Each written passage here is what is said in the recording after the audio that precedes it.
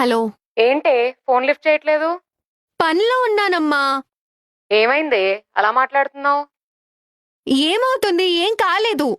ఏమైనా జరిగిందా? ఏం జరుగుతుందమ్మా నువ్వు ప్రతిదానికి?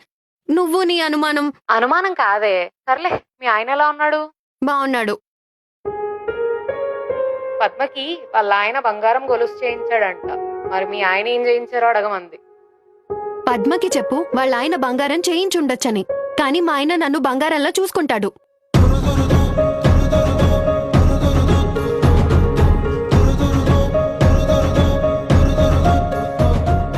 ఇప్పుడు మా దగ్గర డబ్బులు లేవమ్మా.